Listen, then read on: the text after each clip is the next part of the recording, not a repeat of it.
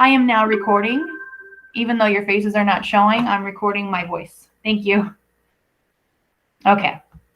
So this is chapter 3 of Pasquala. It's called The Rattlesnake Basket. Spring rains kept us inside the cowie for several days following the trader's visit, listening to the steady beat of the rain hitting against the thick tulle walls of our cowie. I watched Mother finish a rattlesnake basket that the rattlesnake doctor would soon use in a special ceremony.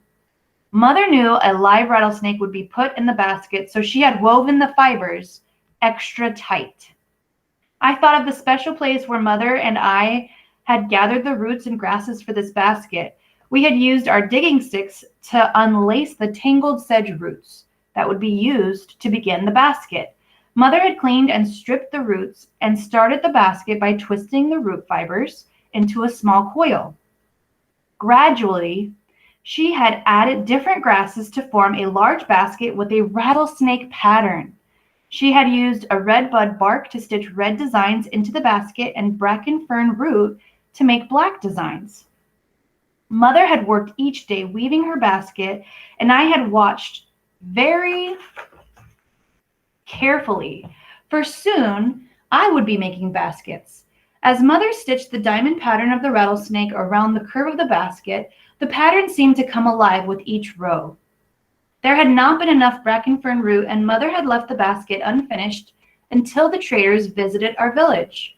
The day after the traders had left, Mother had buried the fern roots in tulle swamp mud to dye them black. Now, with her deer bone owl, Mother used the black fern roots to stitch tiny pairs of ant figures around the narrow neck of the rattlesnake basket. Watching Mother stitch the trails of black ants made me think of a legend she had told me many times. So this is the oral tradition that was passed down. So now we're going to learn of their traditional story. It's called The Legend of the Ants and the Rattlesnake.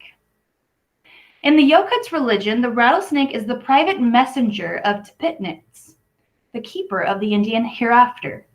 The rattlesnake crawls about and spies on the Yokuts. When he finds bad Yokuts, he sends the name to Tepitnitz, who orders the death of the bad Yokuts. Once a bad rattlesnake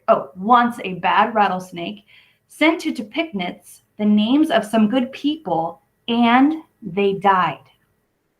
Quail learned what had been done and told the water skater who can travel on land and water to carry the word to the ants. Hundreds and hundreds of ants marched into the land of the rattlesnakes. They found the bad rattlesnake, stung him to death, and ate him. The ants warned the rattlesnakes to be good to the Yokuts, or they would return and destroy them all. From that time on, rattlesnake baskets have had ants or quail or a water skater designs stitched on them to warn the rattlesnakes to be good to the Yokuts. So this is the story that was passed down in just by talking to the different, like they would talk to their grandkids. So this is their actual story that they passed down, which I find very interesting. And we'll talk more about that later. When the spring rains stopped and the sun warmed the land, the rattlesnake doctor started to prepare for the rattlesnake ceremony. This ceremony would keep our people safe from rattlesnake bites during the coming summer, when everyone would be in the fields gathering seeds and berries. The rattlesnake doctor and a helper went to a rock pile where the snakes lived. With sticks, they caught several large rattlesnakes and put them into baskets. The day of the ceremony, the rattlesnake doctor painted white and red strips on his face and body. He took Mother's basket, lined it with soft eagle down, and put it into a hole he had dug in the ground. The other children and I stood watching as the rattlesnake doctor picked up the largest rattlesnake and put it into Mother's basket. He used a stick to coax the viper into the narrow neck of the basket. The movement of the snake's body frightened me, and again I noticed how perfectly my mother had copied the snake's diamond pattern onto her basket. Late in the afternoon, everyone gathered to take part in the ceremony.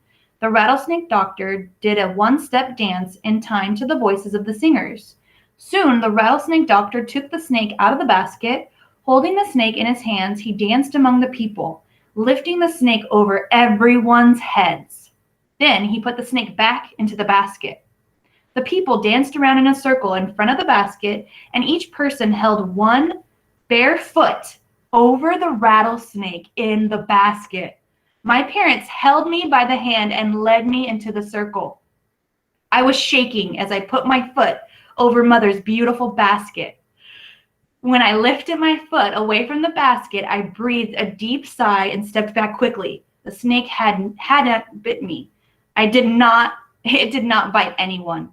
Our rattlesnake doctor said that it was his powerful magic that had protected all of us from the rattlesnake. But I knew the ants that Mother had woven on her basket had told the rattlesnake to be good to the yokuts. So this is, I'm going to zoom in on her basket. This is a picture of the basket that the mom made. And I think I have a more detailed picture, but this is Pasquala holding her mom's basket that she made for the rattlesnake. And remember, she wove it very tightly because she didn't want the rattlesnake to get out. But I want to know, I'm going to stop recording now because that's the end of chapter 3. I want to know what you guys think about the fact that they had to hold their foot over